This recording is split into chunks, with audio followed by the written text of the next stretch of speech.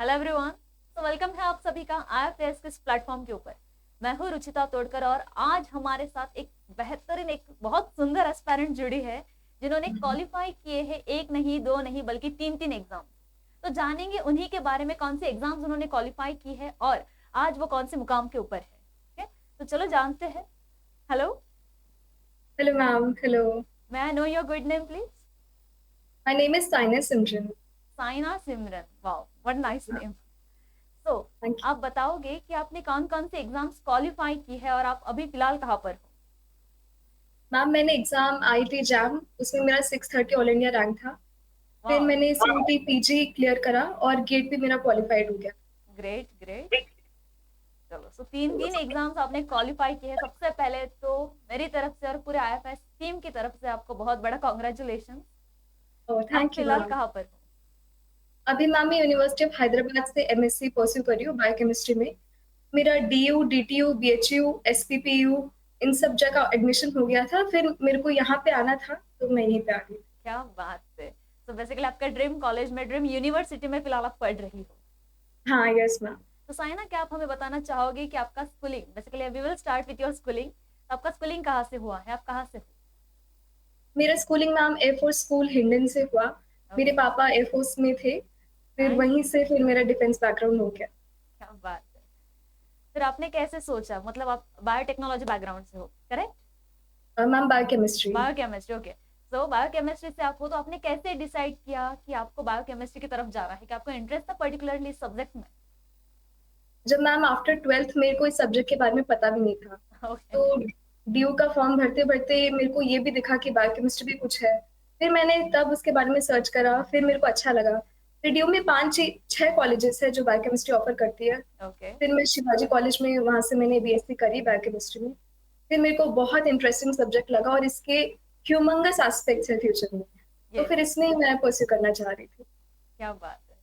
तो बीएससी में जब आप थे तो बीएससी बेसिकली आपने कहाँ से फिनिश किया है आपका? और मैम मैंने दिल्ली यूनिवर्सिटी से करा है। Delhi university, great. तो वहां पर मतलब कुछ इंस्पिरेशनल बात ऐसी हुई थी या फिर आपने क्या सोचा था कि आगे आपको जब एमएससी करना है, मास्टर्स करना है, तो वो कहाँ से करना है और कौन सी एग्जाम्स क्वालिफाई करनी है, ये सभी बातें आपके दिमाग में आई कहाँ वैसे मैम मेरे को इस बात का कुछ आइडिया नहीं था। से? ओके, मेरे वहाँ पे मेंटोर थे, डॉक्टर अभिजीत। तो उन सर के द्वारा ही मेरे को पता लगा काफी कुछ साइंस के बारे में, एंट्रेंस एग्जाम्स के बारे में। वो सर ओके, काफी मोटिवेट करते थे हमको कि ये एग्जाम्स है, कैसे क्वालिफाई करना है, कैसे पढ़ना है। और फिर उसके बाद फिर मैंने फाइनल ईयर में अपने BSc में प्रोजेक्ट भी एक लिया। वो ड्रोसोफिला के ऊपर था और उसमें हमें बहुत काम करना पड़ता था। हम एग्जैक्टली। 3000 ड्रोसोफिला फ्लाइज को कल्चर करते थे, उनका लाइफ साइकिल देखते थे। तो एक ही बंदा 3000 लाइफ साइकिल्स कर रहा है, हाँ सॉरी हाँ। 3000 फ्लाइज कर रहा है। और हमारा हब था संजीवनी। तो उसमें मेरे को ओके, और इंटरेस्ट आने लगा, तो फिर इसी में मैं आ गई। क्या बात है। मतलब हाँ, हम हर जगह पर ऐसा, मतलब एक मेंटर तो कोई होना ही चाहिए जो हमें इतना प्रॉपरली गाइड करे। तो doctor Abhijit sir, thank you so much. आपकी वजह से एक बहुत अच्छे एस्पायरेंट, मतलब आज यहाँ पर इस मुकाम के ऊपर है। तो ऑफ कोर्स क्रेडिट तो उन्हें जाता ही है और आपको भी जाता है कि आपने इतना मन लगाकर एग्जाम्स को क्लियर किया। तो क्या आपकी थैंक यू। स्ट्रैटेजी रही थी, मतलब जब आप बीएससी कर रही थी तो आपने ऐसा सोचा था कि पढ़ाई के दौरान ही, मतलब जब आपका बैचलर शुरू है तभी आपको टारगेट करना है इस एग्जाम्स को, या फिर आप कंप्लीट 3 4 साल के बाद एक गैप लोगे और उसके बाद टारगेट करोगे, आप ऐसा कुछ सोचा था आपने? नहीं मैम, मेरे को थर्ड ईयर में ही पता लगा कि हम्म, कुछ ऐसे एग्जाम्स होते हैं। ओके, तो थर्ड ईयर में भी जब 6 मंथ्स मेरे पास थे, that is on last semester. फिर मैंने तब एग्जाम फॉर्म्स भरने होते हैं, तो मैंने यस, फॉर्म भर दिया। और हमारे एक सीनियर भैया थे, सुधांशु शुक्ला भैया। उनका सिलेक्शन बहुत ही अच्छी जगह IISc बैंगलोर में हाँ हो गया था। तो फिर वो भैया बहुत टाइम से पढ़ रहे थे, 1 ईयर से। हाँ हाँ। फिर मैं थोड़ा डिमोटिवेट हो गई, ये तो 1 ईयर से प्रिपेयर कर रहे हैं, अब हम्म। मुझसे क्या हो पाएगा। फिर भी मैंने करा। 6 महीने मैंने जितना मुझसे हो पाया उतना मैंने फिर किया। तो बेसिकली आप 6 महीनों की पढ़ाई के ऊपर ही आपने एग्जाम्स क्वालिफाई किया है, एग्जैक्टली। हाँ यस मैम। तो क्या आप हमारे एस्पायरेंट्स को बताना चाहोगे, क्योंकि उन्हें हमेशा ऐसा होता है कि लाइक 1 साल इनफ है या फिर मैम 6 मंथ भी इनफ होते हैं पढ़ाई के लिए। तो बेटा पहले तो आप सुन लो कि 6 मंथ भी इनफ है, 6 महीनों में भी आप अलग अलग एग्जाम्स को टारगेट कर सकते हो और क्वालिफाई कर सकते हो। तो जानेंगे मैम की स्ट्रेटेजी के बारे में। साइन, आपकी क्या स्ट्रेटेजी रही थी? मतलब 6 महीनों में मैम आपने डिसाइड किया था कि कंप्लीट सिलेबस को कवर करना है, या फिर कोई पर्टिकुलर टॉपिक, ऐसा कुछ था आपका? मैम मेरा ऐसा था 6 महीने में पूरा सिलेबस शायद मुझसे हो नहीं पाएगा। तो मैंने प्रीवियस ईयर में देखा सबसे हाई वेटेज टॉपिक्स जो हैं, तो उसका मैंने पूरा लिस्ट बनाया कि अगर बायोकेमिस्ट्री भी है तो उसमें भी कौन कौन से टॉपिक्स है। ऐसे करके मेरे 3-4 पेज की लिस्ट बन गई कॉपी में ही। ओके। फिर उसके बाद फिर मैंने उसके लेक्चर्स देखने स्टार्ट करे। फिर मेरे पास प्रीवियस ईयर की बुक भी थी, तो मैंने उसके प्रीवियस ईयर क्वेश्चंस भी करती रही। और शुरू शुरू में कुछ भी नहीं आ रहा था, तो तब मैं सीख ही रही थी कि ओके इसका ऐसा होता है ऐसा होता है, करते करते हो गया। ओके, तो बेसिकली बच्चों ये बात तो सुन लो कि पेपर एनालिसिस, मतलब हम टॉपिक एनालिसिस जो करते हैं या फिर पीवाईक्यूज देखते हैं, इसका भी बहुत बड़ा इंपॉर्टेंस होता है। ठीक है, तो आप एनालाइज कर सकते हो कि कौन सी टॉपिक्स को हमें टारगेट करना है, and it is helpful for cracking your exam. Exactly. चलो, अब उसी के साथ साथ अब आपने ये एग्जाम्स क्वालिफाई तो कर दी, आपने एक यूनिवर्सिटी भी डिसाइड कर ली थी जो आपकी ड्रीम यूनिवर्सिटी थी, तो यस वहां पर मैम। अब कैसा स्ट्रगल है आपका? लाइक वहां पर क्यूरिकुलम कैसा है, एकेडमिक प्रेशर कैसा है? मैम यहाँ यूनिवर्सिटी ऑफ हैदराबाद में हम यहाँ हॉस्टल्स में रहते हैं, तो कोई टाइम ही नहीं है। हम रात 2-2 बजे तक लैब में हैं, ओह माय गॉड। फिर आ रहे हैं। फिर उसके बाद फिर 9:30 की क्लास है, फिर जा रहे हैं। काफी लंबे एक्सपेरिमेंट्स हैं एंजाइमोलॉजी के, जो उसी दिन कंप्लीट करने होते हैं। और हमारे ग्रुप में 5 पीपल है, और एक आदमी को कम से कम आधा घंटा लगता है, तो बफर वगैरह प्रिपेयर करने में हाँ, काफी टाइम लग जाता है। यस यस ऐसे फिर एग्जैक्टली।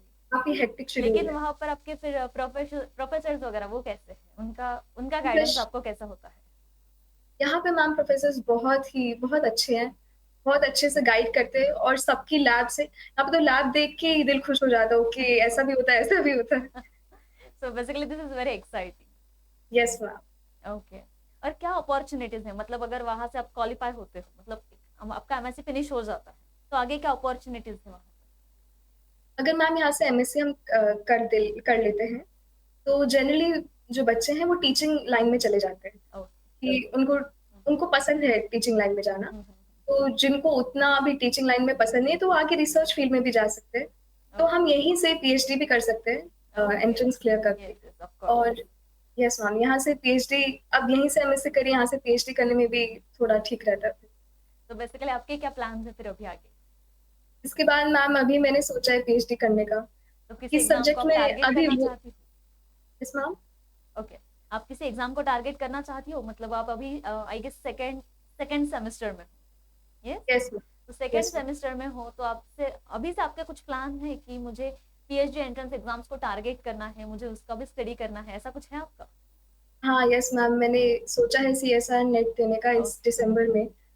तो अभी तो हमारे काफी 3-4 दिन से लगातार शेड्यूल फिक्स्ड है, तो अभी मैंने सोचा है देने का। उसका मैं फिर से एनालिसिस करूंगी, सब कुछ देख के फिर स्टार्ट करूंगी। ओके, तो बेसिकली आपने प्रिपरेशन अभी स्टार्ट नहीं किया? No ma'am. ओके, तो अभी से मेरी तरफ से तो all the best. I know आपका स्टडीज बहुत बेस्ट होने ही वाला है, क्योंकि आप आईएफएस के साथ जुड़ी हुई हो, तो नो डाउट आपका एग्जाम बहुत अच्छा जाएगा।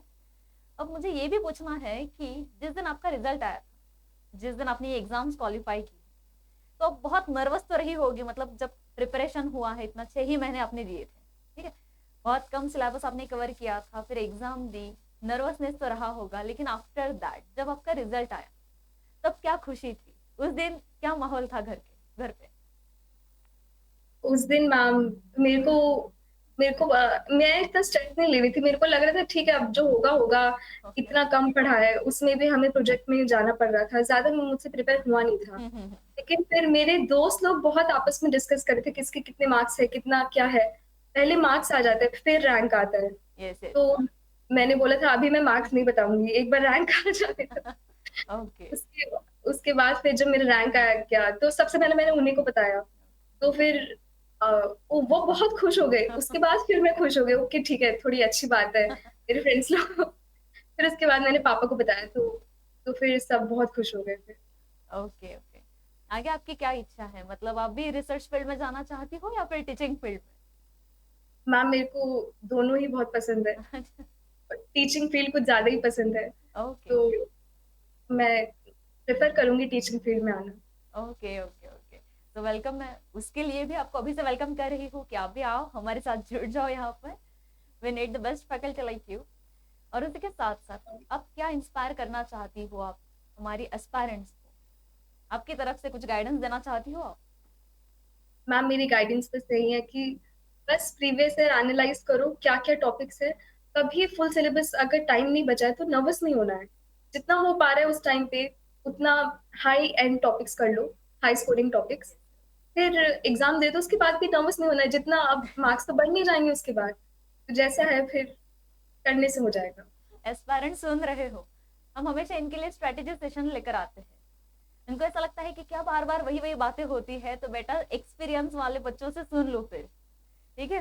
कि जिन्हें एक्सपीरियंस है, जिन्होंने एग्जाम्स क्रैक की है, उनका भी यही कहना है कि एनालिसिस करो, पीवाईक्यू सॉल्व करो, जितना ज्यादा हो सके उतना ज्यादा रिवीजन करो। और नर्वस, मैं तो हमेशा बोलती हूँ, नर्वस क्यों होना है, बिल्कुल नहीं होना है, ठीक है? फुल कॉन्फिडेंस के साथ आप जाओ, एग्जाम को क्लियर करो, कोर्स हो जाता है। और कुछ बातें यस। हैं जो आप हमारे साथ शेयर करना चाहती हो? ये सब तो था मेरे साइड से, आपकी और कोई इच्छा होती है तो आप जरूर हमसे शेयर कर सकती और मैम बच्चे हमेशा जब लास्ट में प्रिपेयर करने लगते हैं तभी उनको ऐसा होता है कि अब मैं फुल सिलेबस कर लूंगा, अभी मुझसे ये नहीं हो पा रहा, वो नहीं हो पा रहा। अभी टाइम भी तो नहीं बचा है ना, शुरू हैं। से करना था अगर ये सब करना है तो उस टाइम पे बिल्कुल नर्वस नहीं होना है। जितना बस हाई स्कोरिंग टॉपिक्स है बस उतना, और उससे ही ज्यादा क्वेश्चंस आते हैं, बस उतना उतना करने से हो जाता है। Exactly exactly. चलो, तो thank you so much Saina, हमारे साथ जुड़ने के लिए, आपकी सक्सेस स्टोरी हमारे साथ शेयर करने के लिए। Again wish you all the very best for your future endeavours, ठीक है? आपकी पढ़ाई भी थैंक बहुत यू। अच्छे से हो, आपका एमएससी बहुत अच्छे से हो, एंड पीएचडी के लिए भी हमारी पूरी आईएफएस टीम की तरफ से आपके लिए ऑल दी बेस्ट, ठीक है? All the thank you ma'am. Best. चलो, thank you so much, bye bye.